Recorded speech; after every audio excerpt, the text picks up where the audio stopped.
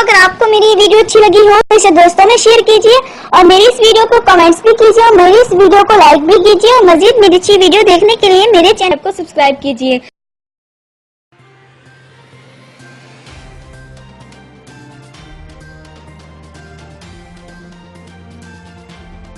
लिया में थाना सिटी पुलिस के अहलकारों ने मेहनतकश के घर पर धावा बोल दिया, जबकि खवातीन को तशद्दुद का निशाना भी बनाया।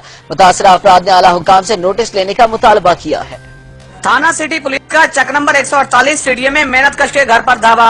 पुलिस ने घर में घुसकर मुबैना तौर पर खवातीन पर तशद्दुद किया और घर के कमरों के दरवाजे तोड़ डाले। डकैतों, चोरों और मंशियात फरोशों को कानून के कटहरे में लाने में नाकाम थाना सिटी पुलिस का एक और कारनामा।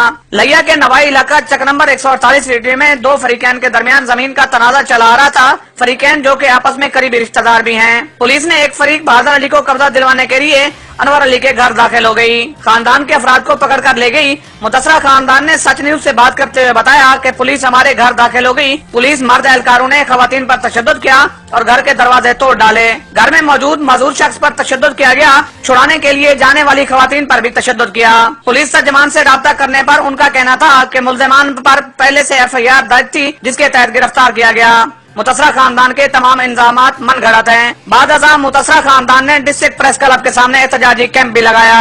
कैमरामैन जुबैर लश्करानी के साथ जहूर दुरानी, सच न्यूज, लिया।